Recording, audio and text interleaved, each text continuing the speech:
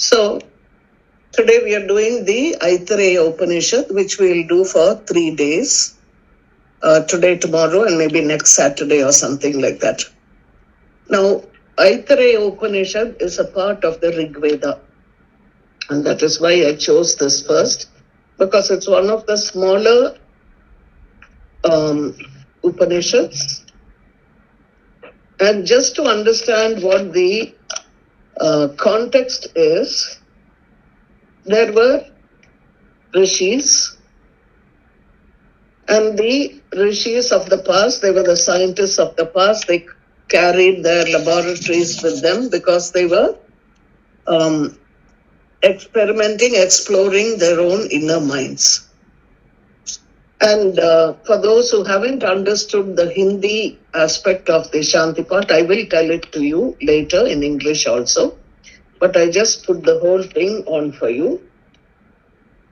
The first thing we have to remember is that every Shanti party, students were sent at a very young age, regardless of their caste, community, whether they were rich, poor. Everybody was sent off to the girls, boys, no gender differentiation in the very old days.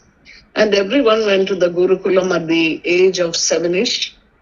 And when they were just young, and today we know that around 7, between 7 and 10, 11, the brain itself deconstructs itself, because many things are being learned as you grow up and it wants to get into a balance.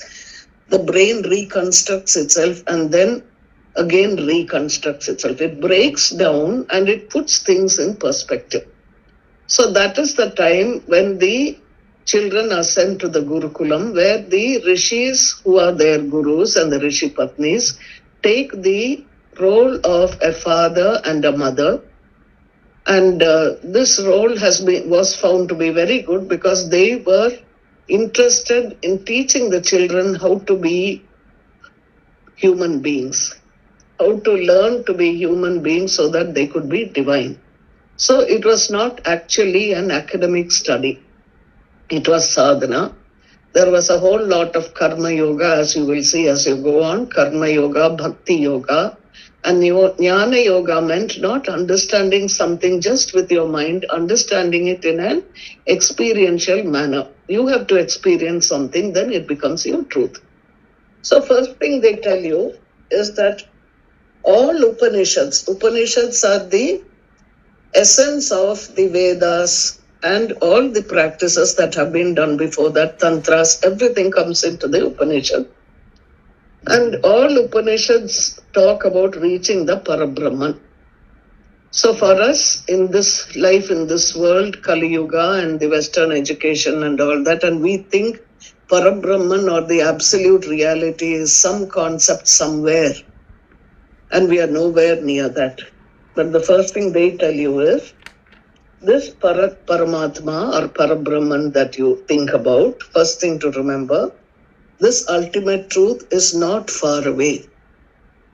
It is near you. It is closer than you are to yourself also. But for millions of lives, we have kept missing it because it has become a habit to think that the divine is somewhere far away up in the sky or away, and we are down here, and how will we reach? So we have to do a lot of complicated practices. We have to give up the home. We have to give up everything that we enjoy in life, and then only we will reach it. So it's only for the very highly evolved rishis and people like that.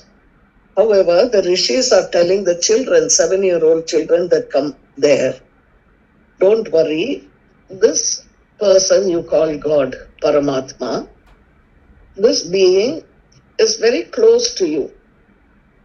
I'm sure some of you as parents will have with your children there, sometimes your children dress like Krishna on a school fancy dress day, or sometimes you let them dress up like Krishna at home, for example. I'm just giving an example.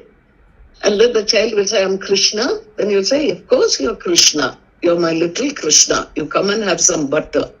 This is how we talk to the children. And this is how the rishis are putting the truth into their mind, because they are Krishna, because they are an amsha of the Supreme. We are all amshas of the Supreme. There is nothing in the universe that is not a portion of the Paramatma. But they are bringing it to these children in simple ways. So then they would say, then why can't I see what is Paramatma? Then you might take them to a mirror and say, look, that is Paramatma. That is your reflection. Is that reflection you? No. You're separate, no? So in the same way, you are a reflection of Paramatma. Now, why has it become such a habit of missing it for millions of lives as adults? I remember Swami Satyananda at one time, he was going on a flight and there was this young girl sitting next to him. So he just kept talking to her, and then he asked her, what do you do? She said, I've done my MSc and I'm doing my PhD. So I said, oh, what is your subject? She said, I'm exploring all about a sweet that is called Rasagulla. And she said, Swamiji, you may not know more about Rasagulla because you are monks and all that. I don't think they Swamis eat all that sort of stuff. But it's a sweet, oh, he said. And then after some time, the flight lady who came, attendant, she came and gave everybody food. Lunch was served. And after lunch, he also ate the lunch and she also ate. And after lunch, they were given the dessert. And then she ate it. And then she said, wow, this is so nice, Swamiji. She said, he said, do you know what it's called? She said, no, I don't know. This is the first time I'm eating it. He said, this is what is called Rasagulla. Now, why I'm telling you this is that we miss something millions and millions of times because it has become a habit to miss it, because we are so satisfied with words, with books, with academic learning that we think we know. And when we think we know, that belief becomes like a deception in our own minds. We don't seek the truth because we think we know what it is. We know he's somewhere up there and we have to lead a certain way of living, and then only we will reach something higher. And all that, it makes whatever is distant feel close. Your family, for example. You know your husband, your wife, your parents, your children, but how well do you know them? How well do you know every aspect of their thoughts, their feelings, what they are doing in every way? They are not all that close that you think. But you think they are close, but their minds can be far away. On the other hand, here is the Paramatma who is so close that every mystic says, Jesus will say, I'm closer to you than your own breath. In Muhammad will say, Allah tells him, I'm closer to you than your jugular vein in your neck, the blood in the jugular vein. So what happens is we, over a period of time, we fall into an illusion, and this associated with what society has done over many, many centuries creates an illusory mind. Now, there is a story, they say, where fishes in the ocean start talking about the ocean. So they would be talking to each other and somebody will say, do you know there is a thing called ocean? And somebody will say, yeah, I've heard of it. And somebody else will say, our ancestors knew what it is, but I don't know. Then another fish says, it is in our Shastra, it's written, maybe we can see in it. So, see the illusion here. They are in the ocean, but they don't know what the ocean is. And it is the same as us. So these rishis are saying, to look at something, space is needed. Right? The fish is part of the ocean. Even if you're taking a selfie, you have to move a little bit your hand away, create a space between you and the camera, and then take it as if you're different from your hand. But when the fish is part of the ocean, it is like a wave. They are not two. It is unable to see that the ocean is part of itself. In the same way, we too, as human beings, we say, is there a God? Some say there isn't, some say there is. Nobody has an immediate experience. And you don't know where you end, where that experience begins. And so the Guru will say, God is not, Paramatma is not an object of search. He is who you are. They tell you right in that beginning, all that exists is divine. God is the whole of existence, the ocean of life. He is where you are. He is where your center is his center. And this is what you must continuously remember. They say, continuously remember, constantly remember. That the minute you say, who is this Paramatma? He has made a contact with you. So, this you have to constantly, continuously remember. This is part of the sadhana that they have when they go to the ashram. It is not a concept that they're putting into their intellect. Because remember, these are 7-year-old, 8-year-old children. And they're asking like our children today, who is Shah Rukh Khan? Who's the Prime Minister of the country? You want to know. And you say, if you say Modi is the Prime Minister of the country, if you say what day is today, why are they showing flags everywhere? It is our Independence Day. What does independence mean? So like this, whereas when we grow up, we think we know what independence is all about. And half the people may not even know. But we say, okay, that's the day when the Prime Minister will come and give a talk on some big building. So the same way, they are teaching the children right in the beginning that this Paramatma is who you are. It is not far away from you. It is the minute you are asking who is Paramatma, he has made a contact with you already. So you must constantly remember this throughout the time you are staying in the ashram. You will be treated like you are divinity, and you treat everybody else as if they are the divine. So already they are putting in the yama niyama into the children's minds. Then they say, he is hidden within you. From where you are praying, he is the one who is praying. So don't go looking for him here and there. You are like the fish and he is like the ocean. No need to go anywhere. The moment you are standing still, you have reached. And the problems have been created to a large extent by an ignorant society that has over the centuries gone on telling you that you are a sinner, you are guilty, you are not good enough. Unless you are purified chitta shuddhi, then only then you will get the darshan. But when you are not yet pure, somebody needs to lead you, and I am the person to lead you on. So all this goes on and it becomes a part of our own inner samskara. So they are telling you, don't get into all that. That is why they take the children right in the beginning before society starts working on them. And they tell you the second thing, this is first thing to remember, you are the divine. You don't have to look anywhere else. Just don't get an illusion of something being very complicated. It is not, it's very simple. Then secondly, they say, existence, that is all prakriti, nature, accepts you exactly as you are.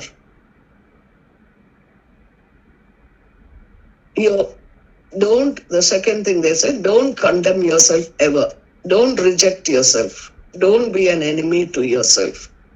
Whatever you are, accept it lovingly as yourself. Why? Because the divine or Paramatma becomes you to experience what you are. That is what. They never say it creates. Creates means there is a Paramatma, then that Paramatma creates something else. So there are two different things. Here they are saying you're the same thing. He becomes you, just like you become your hand, you become your leg as an embryo. You're not separate from your hand, your legs. Your leg is you. Your hand is you. The same way, you are the divine.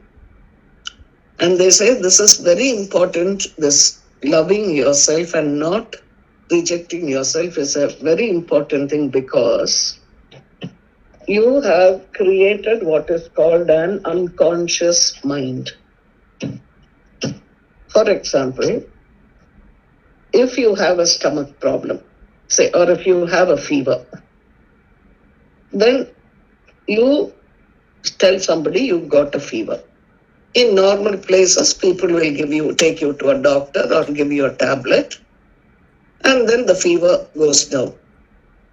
But supposing it is COVID time, the next house neighbor will see you going to the doctor, and the next house neighbor will say, oh my God, in that house there is a COVID. So what to do now? We must not go there. We must not play with any of the children from that house. You keep everybody away. This is only a strategy that we do to get to be healthy. It doesn't make you bad. But in society, what happens is something that is not normal is treated as something bad. So what happens the next time you have a fever, you will not tell anybody about it. If somebody says, do you have a fever? You don't want to accept it. You don't want to have a stigma. You say, no, I'm perfectly okay. So that fever gets worse. You won't go to the doctor because you don't want to accept what is happening to you. And slowly, what you don't want to see goes inside and hides inside your mind. And this is what is called the unconscious mind. Not just now, over many, many lifetimes, many things about us we have hidden inside. Did you ever tell a lie? No, I will never tell a lie. Have you had a sexual feeling coming up about anybody? Me, I'm not that sort of person. There are people, if you say, do you watch television? Chacha, I don't do all that. I don't read paper. I only read Bhagavad Gita. So supposing someday you happen to see a newspaper, you may read it in a quiet manner that nobody sees, but then you won't accept it. So that when somebody else comes to your house to put on a good face to get brownie points, what we do is we push it all underneath and put on this image of being extra holy. And when you keep doing that again and again and again, you're deceiving yourself, and that deceiving nature has sunk down and become your unconscious. Everything you don't like, you push it down like as if it's a storeroom. And it stays there, and you gather more and more repressions, and the unconscious becomes a part of you that has broken off from consciousness. That is why this sadhana is important, because the Guru will say, don't condemn yourself, don't be an enemy to yourself, accept yourself whatever you are, be loving to yourself. Then the unconscious things will come up. You will see it. Once you see it without condemning, you will be opening your whole mind to the conscious and unconscious. You will not be divided. And when you are not divided, it is easier to go into meditation. When you are divided inside, then you are not able to go into meditation, and you have a lot of difficulties. You might be sitting for 40, 50 years practicing meditation, which itself you imagine is something, you think it's a technique, and then you are not able to go deeper. So once your unconscious, which is created by guilt, does not exist anymore, you become completely conscious. And when you're completely conscious, you are able to meditate. Your meditation becomes gratitude. This gratitude is prayer towards everything in nature. Because you see millions and millions of ways where you have got more and more blessings. Otherwise, you're continuously struggling with your own guilt and your own, I don't deserve it, should I do this, should I do that? You're wasting a lot of time with things that are not relevant to you. So they will tell you a story. In an ashram was a young man, and this young man was always telling lies, and not always, sometimes. And he would jump over the compound wall, and he would go out in the night, come back in the morning looking very straight. And the chief disciple who knew this kept telling him, see, this boy is all the time doing wrong things. And when he is doing this, he would influence all the others, and so we have to throw him out of the ashram. So the guru would just nod his head. Then again this would happen, and again the disciple would say it. So one day the guru said to the disciple, let's go for a walk. So they were walking. And when they were walking, what happened? They came across, it was very early in the evening, about 6:37. Those days they didn't have electricity, remember? So they were passing a house, and there the bed was kept outside and a man was sleeping on it. So the guru went up along with his disciple and he started waking up the man. So the disciple said, why are you waking him up? He's sleeping comfortably. He said, no. He ignored the disciple and he said, wake up, Charvaka. My disciple wants to have a debate with you. And the disciple got scared. He said, what are you saying? I never said I wanted to debate with anybody. And the guru started shaking the man to wake him up. And he said, my disciple wants to have a debate with you.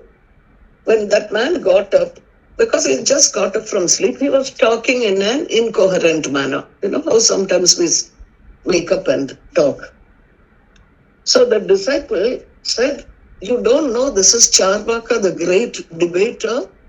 He's the master of one of the darshanas. He's only talking incoherently like this because he has just got up from sleep. When he is awake, what will I do? How can I ever debate with him? So then the guru takes the disciple to the side, and as he goes home, he tells the disciple, when Charvaka was asleep, he was talking in an incoherent manner. When Charvaka is awake, he's a great man. He was a great rishi. The same way, he said, the other disciple who was making mistakes was Paramatma sleeping. When you wake up his Atma, he will be clear. That is why I never threw him out, because right now Paramatma is sleeping inside him. So like this they would say that, and then they would say to the students, now make your God inside you alert. Disturb the inner sleep of God. Become completely alert and aware. Then they would say, we don't like to see our ignorance, all of us. And the more you know, the more we will keep protecting our ignorance with the way of rationalization or denying something or having some argument to validate what you're doing is right. So in that way, we protect our ignorance. We don't want to know the truth. And he's saying the Upanishads are written by totally different dimension. It is written by people who have broken the barrier of feeling bad about not knowing and really want to know. And they say that 5,000 years ago, we had the Upanishads. Then along the way, the people who didn't understand, who didn't experience, who didn't practice it, some of them continued becoming teachers. They became scholars. And when you're a scholar, what happens? You go by the letter, what is written, and you try to divide it in the way you understand, and you go on trying to be logical, and afterwards you lose what the guru, the original guru said. There is a story about Mimamsakas. They were very highly ritualistic, but very, very losing the spirit of the Veda. And at one time it happened that there was a cat in the Guru's ashram, and it was always entering when the yajna was going on. So the Guru told the student, please tie up that cat on the side so it won't disturb the yajna. The disciple tied up the cat and he wrote it down also, because you have to write everything that the Guru says, you see. So it went on for 1 or 2 generations. After the Guru passed away, the disciples said, we have to do it exactly the way the Guru told us. Like we say, we will do exactly what Mungir is doing, in the same way. So what happened? Then they were reading, okay, then what does he say? Keep the bricks like that, do the yajna like this. Then he says, tie up the cat. Oh God, we don't have a cat. What to do now? Let's go get a cat from somewhere. So they went and brought a cat and then tied it up. So why I'm telling you all this is because this is the spirit of the Veda and the Upanishadic life. People were unafraid to break boundaries. People were unafraid to explore. And when they explored, they did not just go by the letter of the spirit. They had 3 very important words. That was Kala, Desha, Kala, Patra. Desha, in which place was it said? Makes a difference. When you say, I'm busy, are you in a hospital? Are you in a house? Are you in a film theater? It's a difference. Desha, or in a battlefield. Kala, what time is it? Was it said 5 centuries ago? Or was it said yesterday? Or was it said 2 months ago? A year ago, before COVID came into existence? All this make a difference. You must always see the context of what is said. Only then you will know what the Upanishad is talking about. Desha, Kala, Patra. Who is saying it to whom? That is another thing that's very important. Krishna talks to Arjuna in the Bhagavad Gita. Now, you can learn from the Bhagavad Gita, but you don't have to say, I'll go and fight, because Krishna told Arjuna, get up and fight. Because Arjuna was a Kshatriya, and that was his dharma. Krishna was pushing him. That doesn't mean everybody is a Kshatriya and you're ready to fight. So, Desha Kala Patra, this is nurturing the human mind. That is what they did there, through experience. So, 5,000 years after the Vedas, same message, it had to become more and more harsher because people lost the essence. Then Buddha came, and a lot of people said Buddha was anti-Veda, but the message he said was the same, but it was harsher. 2,500 years after Buddha, the ignorance has still not gone, it's gone deeper. So today when you see a preceptor, the preceptor or the guru has to be cruel sometimes to be compassionate. Then only we can be freed from our self-created illusions about our own shortcomings. So let me give you one example here. I want all of you to take a deep breath in and hold your nose and don't let go. Can you do that? Breathe in, hold your nose and don't breathe out. Just hold on as long as you can.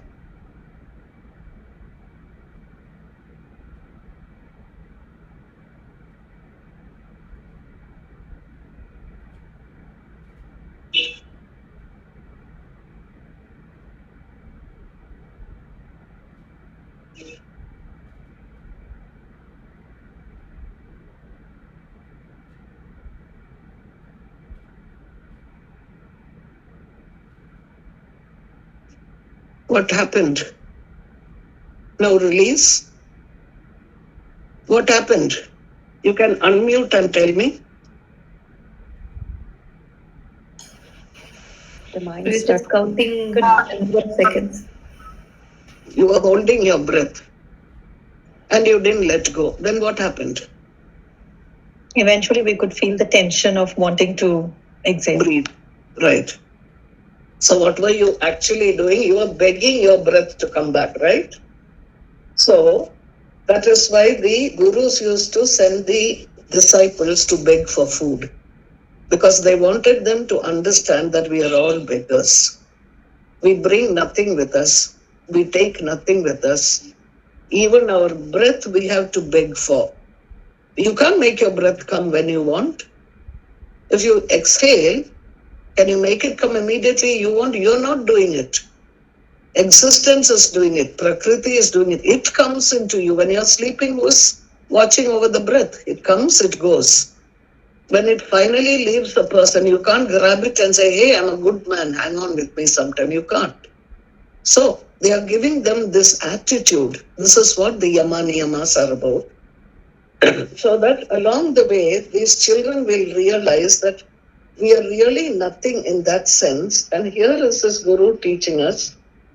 And so there must be something very special. Otherwise, he wouldn't teach us because he's like a father to us. So I gave you this example because some years ago, in a particular context, I said about little children in the ashram. I said, beggars can't be choosers, I said. It's a casual remark. Somebody was very offended. They all come from middle class families and upper class families. They are not beggars. So that person didn't get what I was saying. So what I'm trying to, we are all beggars in that way. Because we have so much in our bank balance and we have, supposing you get a severe illness, can your bank balance protect you? You'll have to beg a doctor. If you go to work and your boss, the company shuts down, you have to beg somebody else for a job. And that's only very superficially. As I told you, even the breath is something you have to beg for. If we don't take care of ecology, we'll have to beg for food. We think we can get it because we can buy it, we can get it online. Because all this has been set up in society. If it's not there, then what do we do? You can't depend on it in that sense. So this is what the gurus are teaching the children. This is how they make them do things so that they experience this fact. You see, telling somebody like a class lecture will not give you that same feel. Okay. So now they say, having understood this, you go to the second bit. It's a short Upanishad, but we'll need 3 days only to understand these concepts. Because we have come to a position where we don't have a Gurukul or a Guru to teach us, and then we have to understand through concepts, but we can still learn that way. So the difficulty is this. It's such a vast ocean of consciousness. Every person is it. We don't even understand ourselves sometimes. Why we said something, why we are doing something, why we are feeling something in the presence of somebody we don't even know. So when that is so, when you're trying to say you want to understand Paramatma, then you're saying you want to understand this whole ocean of consciousness of which each of us is just a small, tiny speck. And so they say the difficulty is because we need the help of the entire ocean to help us understand. Because we are a part of the whole, no? If you have to understand yourself, you have to understand your hand, your leg, your body, your mind, everything. So when you want to see yourself as a whole, you have to understand the whole in every way. So they say when your Atma or your small part begins to search for the divine, you cannot reach by your own effort. First, you have to remember the divine, the Paramatma. Now they say, it is difficult to remember what you know nothing about. Because really we don't know, we only have ideas. As we grow up, oh, Krishna is my family God, Rama is my family God, Shiva, Christ, Allah. These are all society's inputs. But what do you know about the divine? That is what these children have come to learn. So then they say that since you know nothing about it, how can you ask that something to be, to shower grace on you to understand? Because if you knew everything, you don't need to ask. So they say this is ignorance. Ignorance is not a disease. Ignorance is not a sin. It is like a disease. That's all it is. You have to remove this ignorance. So they say when you start, say for example, when a baby is walking. How long does it take a human child to learn to walk? At least 6 months. And maybe you start learning to walk when you're, say, 5 months, 6 months, 7 months. The mother holds the child, father holds the child, and then you're slowly walking. And then by the age of 1, maybe you're learning to slowly walk by yourself. Human child. How long does it take for a fish to learn to swim in the water? As soon as it is born, it is swimming. So, these things have happened because we are like the fish in the ocean. We are in the consciousness, but we have gone away from our own sensitivity, our karmendriyas, our mind, our body, because what are we told?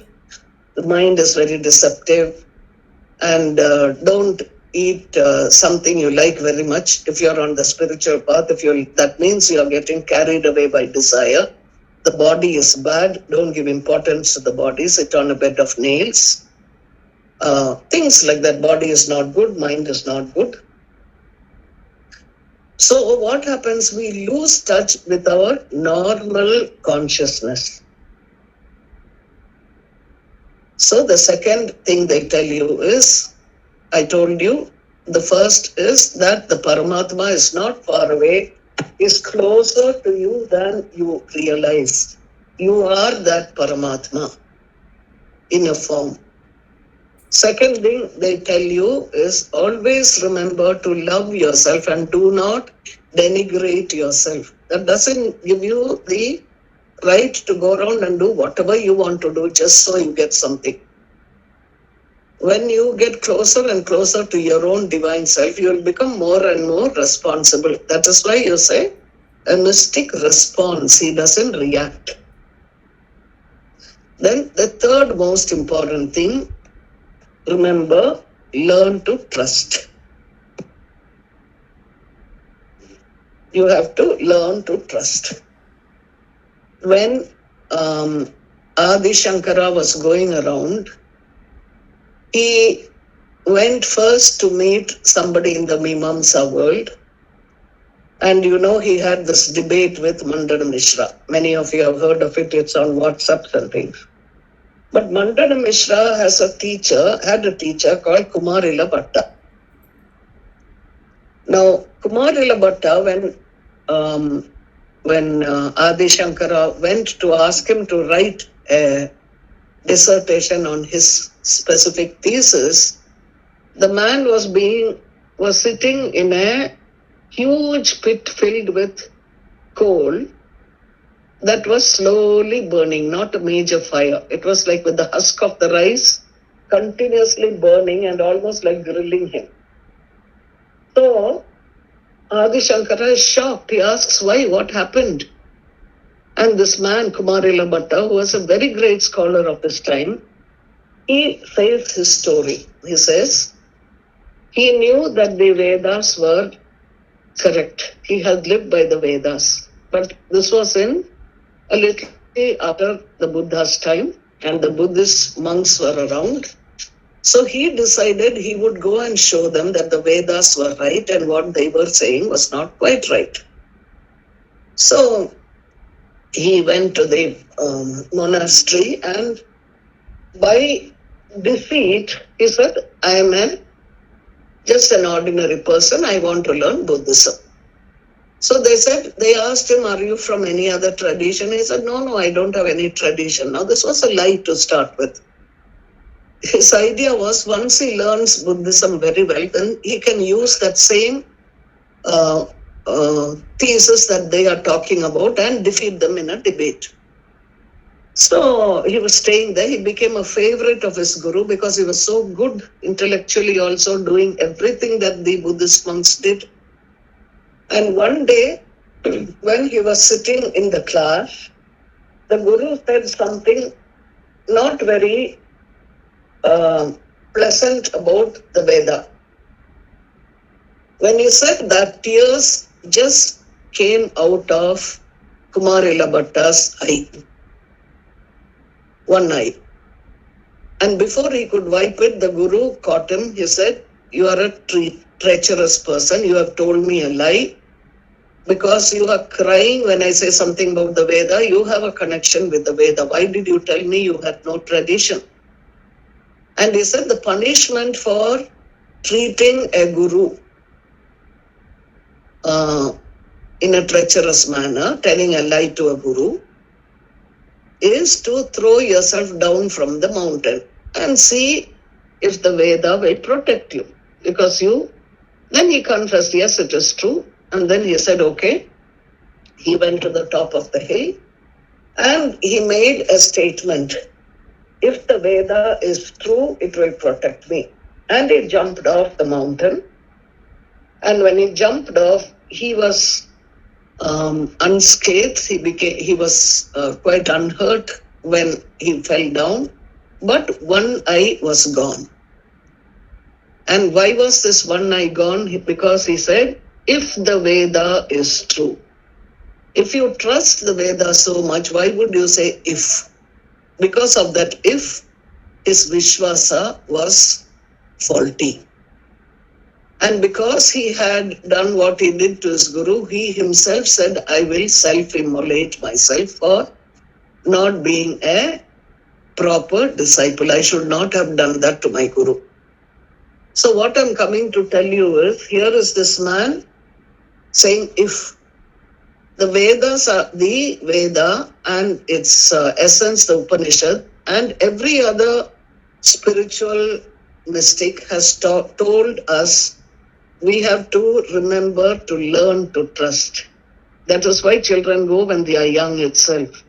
By the time we come to learn a Shastra, we are so tied up with all the mess that we have got into in the world that we don't trust anybody. Is this curriculum okay? Is the teacher okay? How do we know? We don't know, because the teacher is also thinking the same thing. Everybody is going in their own world of illusions. So when you learn a Shastra, you have to learn to trust the Shastra. When you trust that Shastra, you will be able to, when you trust somebody, you have developed an intimacy with that person. When you are intimate with a person and friendly with a person, you give them the benefit of doubt. Don't we? Somebody says something and then you say, this is what so-and-so has said. Then you say, they must have had a reason for saying it. You don't say, what a bad person. So that benefit of doubt is there when you learn to trust. If you don't trust, there is no benefit of doubt. So you learn the wrong thing. Now, having said that, we will now come to the Shanti Mantra and see how the Gurus are teaching their students. And this will also give us an idea of what to do. Between today and tomorrow, try this. This is sadhanas.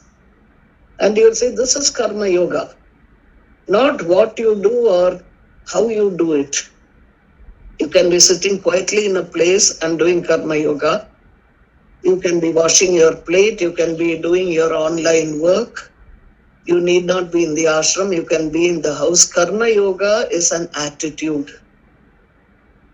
And how do you do Karma Yoga? Because you trust what the Shastra is telling you, the difference between Karma and Karma Yoga. Karma is when you meddle with something and then you have the consequence of being praised for it or suffering because of it. Both are impermanent. Karma Yoga is having a certain attitude which you will inculcate.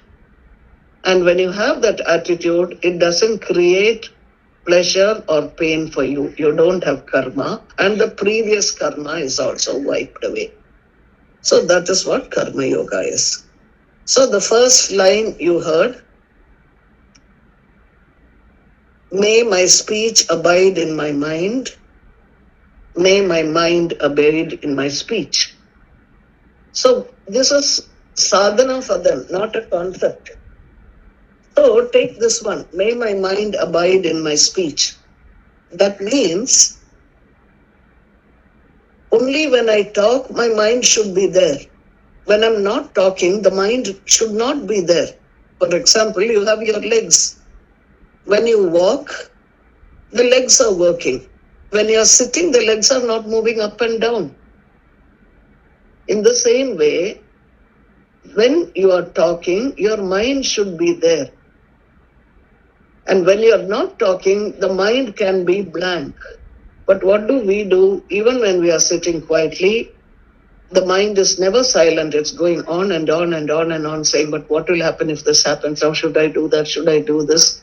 So the mind and speech are not together. So they will tell them for 2 days, practice this, and you can practice this for a week and see, make it in your diary. This is your assignment.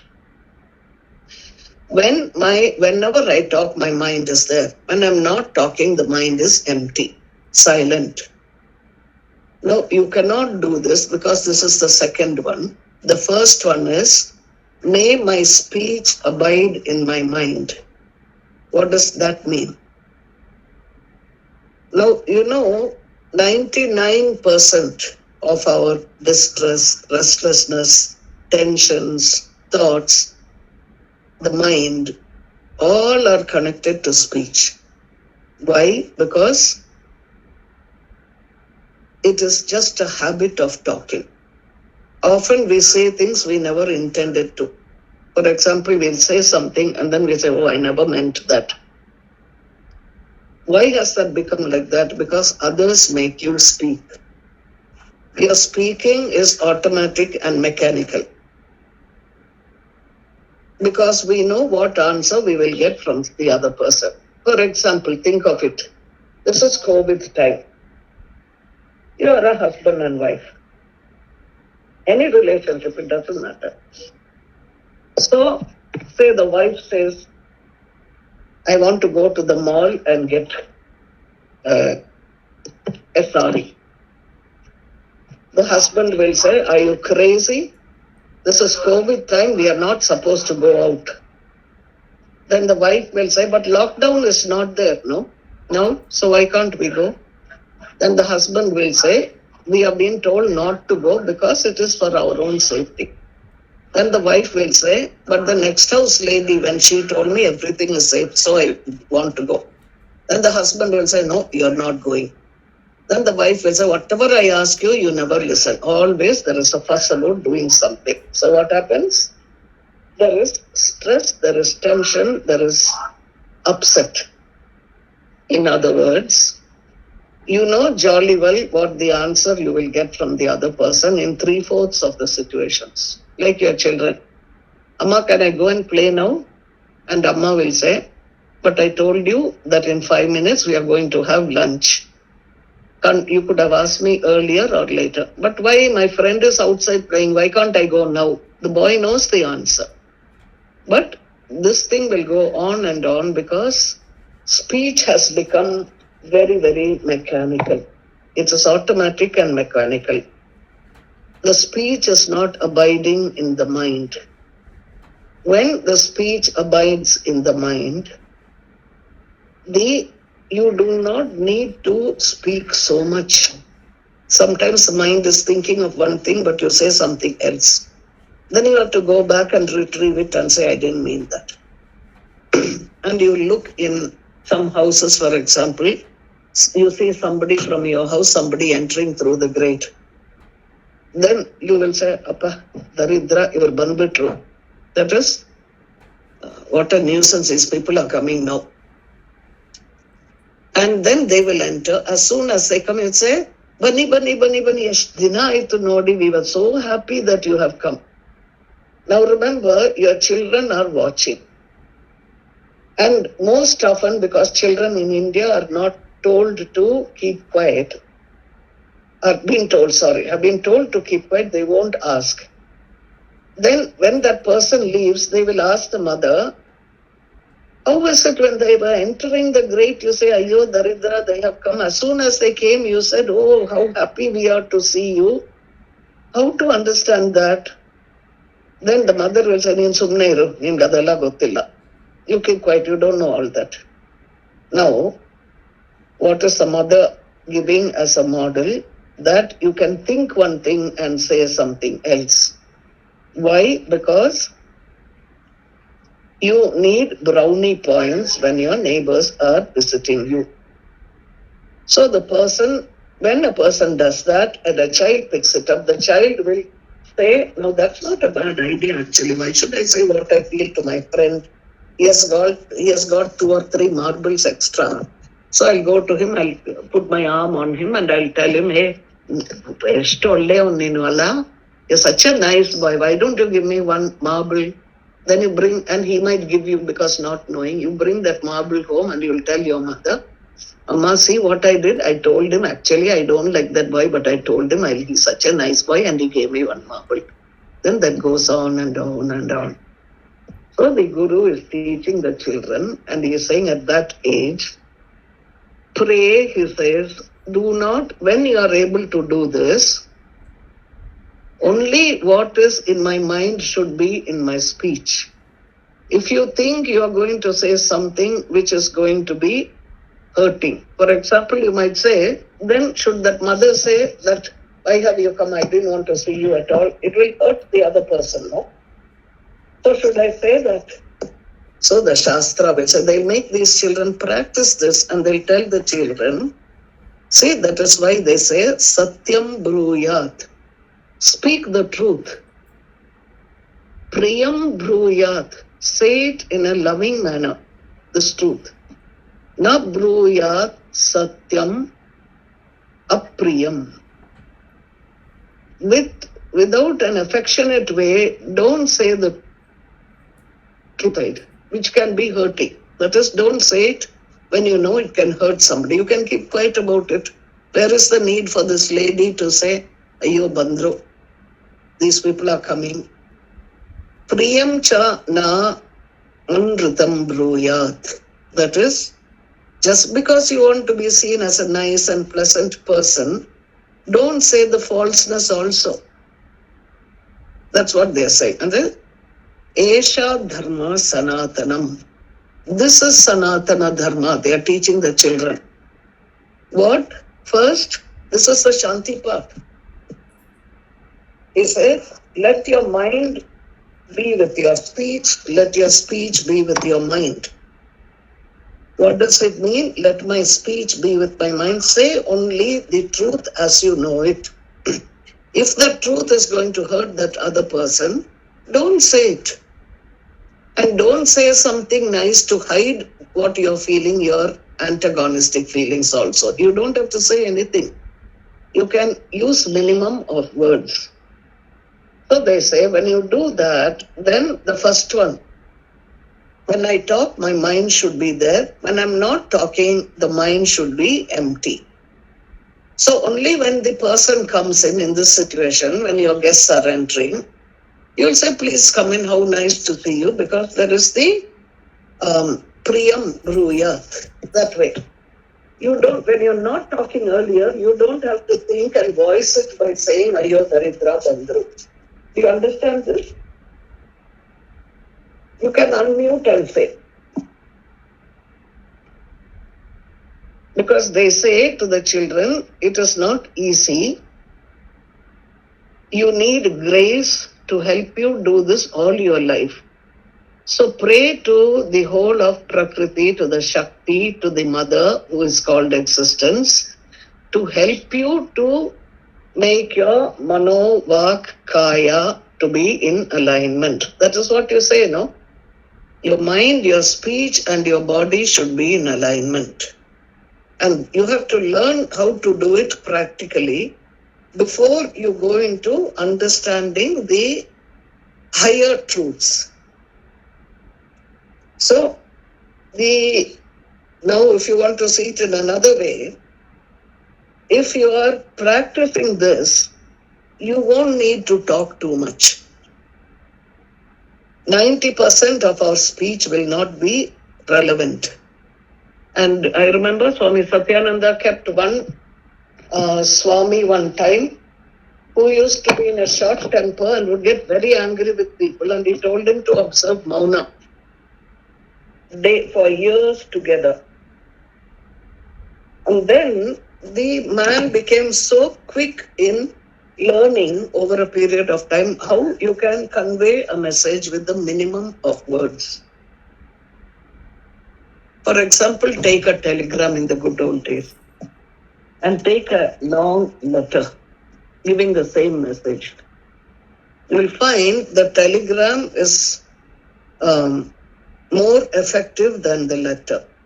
Why? Because there's so much of unnecessary words in a letter. And when you have too many words, there is action, reaction, you're triggering this, you're triggering that, life becomes complicated. When the speech comes in harmony with the mind will tell your tongue that it is not necessary to say so much. You're not looking for brownie points, you're just conveying a message. Just make it telegraphic, everything is brief. If you remember when Hanuman came back from after seeing Sita, and he's coming from the distance, everybody is waiting to see what happened. All the monkeys are waiting, Rama is waiting, Lakshmana is waiting. And then incumbent says, from the distance, he just says, contain.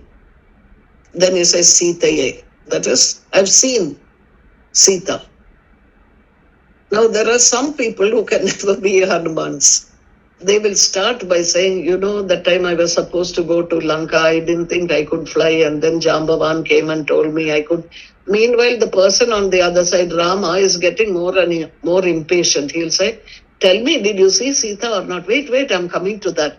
I had to go to Lanka, and there I went and I fought with some people in the beginning. Actually, I didn't see her because I went through the apartments, and the other person is getting more and more impatient. Why? Because you are not in sync with the other person. You are not looking at the sensitivity of the other person who's waiting anxiously to hear. And that was the difference between Hanuman as a messenger and anybody else. From the distance, he said, I've seen Appa, that Rama is relieved. Then in case there's a doubt, Sita. I've seen Sita. Then you can sit and say how you met Ravana and how you met Hidimbi and how you met the whole world and what happened when you were crossing. All that is irrelevant. It only adds masala. So the Guru is teaching the children to understand the language of the Upanishad and to make it part of their own way of living. And this is why the Shanti Mantra is so important in any Upanishad. Every Upanishad will have the Shanti Mantra of that particular Veda, bringing the student or disciple to the point of understanding the meaning of the specific aspect that particular Veda is talking about Brahman. Here in Rig Veda, it's Prajnanam Brahma. That is, the consciousness is Brahman. And this is what all the Upanishads in the Rig Veda will go towards by teaching them. So, the boy then says, after they go through a process where the is in alignment with the speech be in alignment with your mind, the boy is actually saying to the divine, let my mind be cut down to the bare essential, leaving only that which is in harmony with the truth.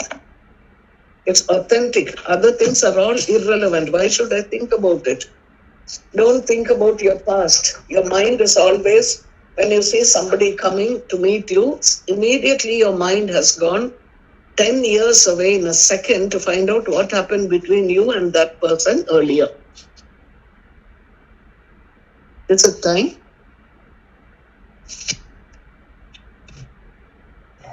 Swamiji, we have another 10 minutes.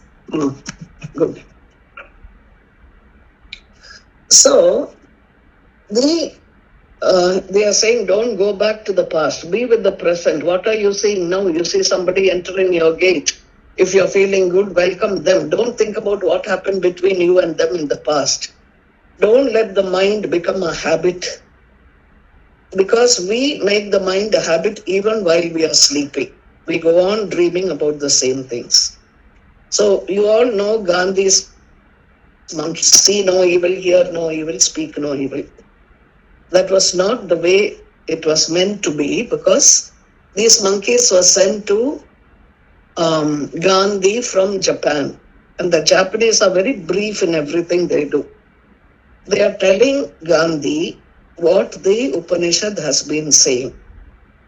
Do not see something unless there is a real need to see.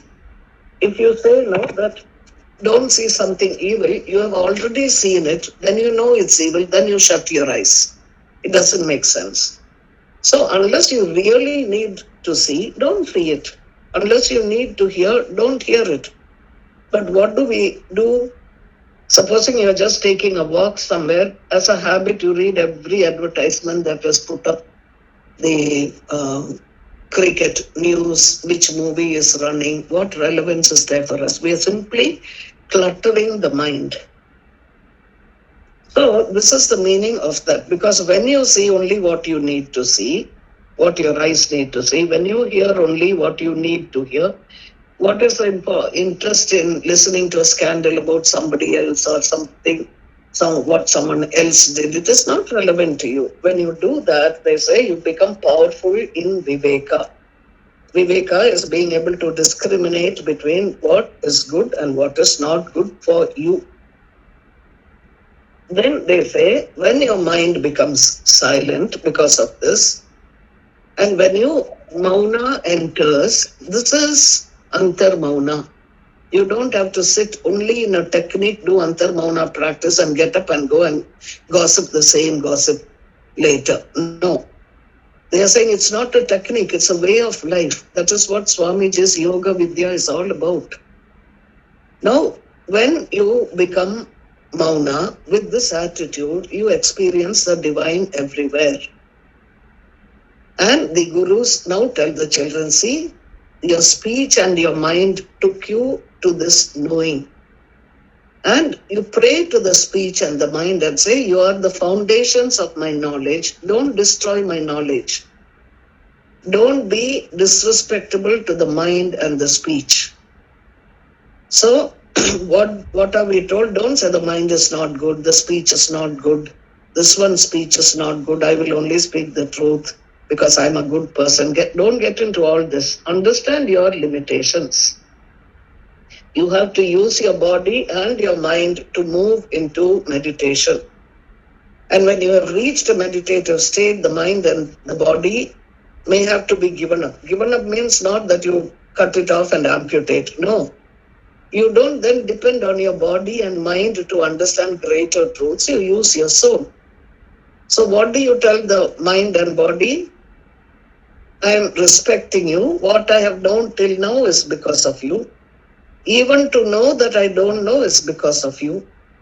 To know that I will not be able to know certain things, that is also because of you. And therefore, I respect you. Make your mind into a king. It will obey you.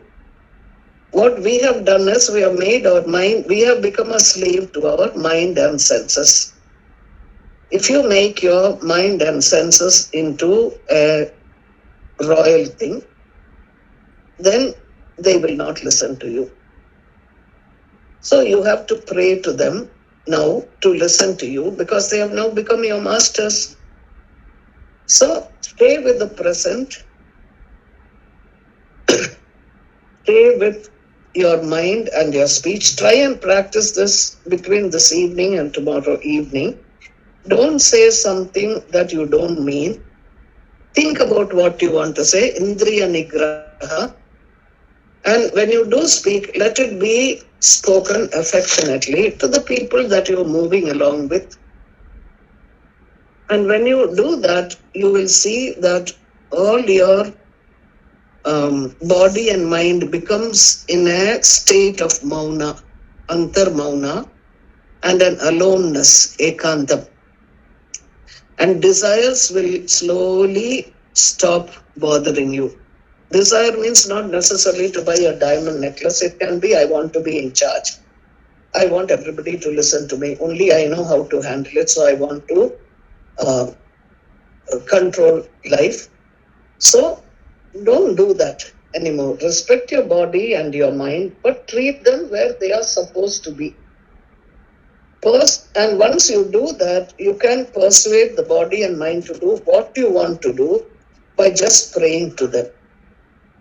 So when you are the person is saying, the Rishi is saying to the children, say, oh mind, don't become a hindrance. Don't destroy my knowledge. Help me to practice this knowledge. And if you are doing that, when you are honestly searching for the ultimate truth, they say, your mind and body will become your friends, and they will be compatible with you. They will help you.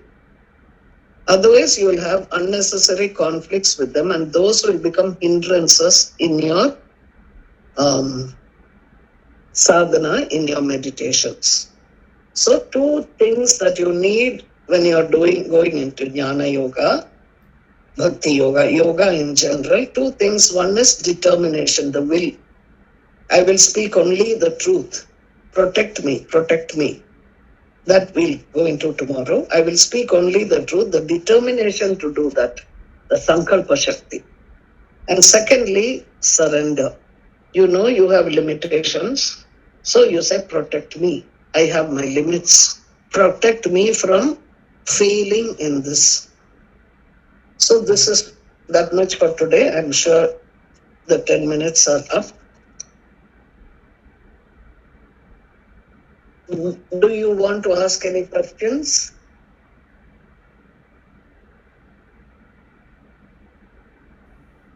See, Jnana Yoga becomes very abstract if you're thinking of it as an academic subject.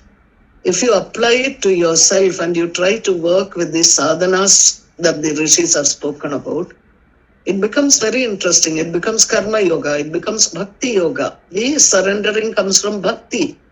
The children loved their guru. The guru was not unfair with them.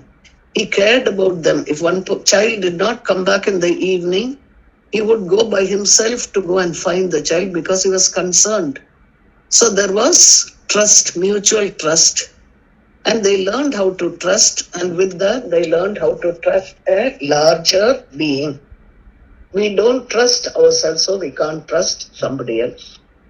When trust comes, surrender happens.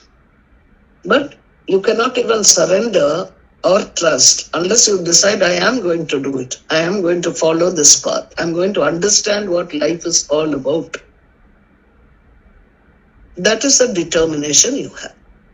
So always remember two wings, determination and surrender. We'll go more into it in the next class. If you have any doubts like you used to do earlier also, you can write in the WhatsApp and send me today. Between today and tomorrow, I'll answer it. If you want to talk about it in the class, you can do that also.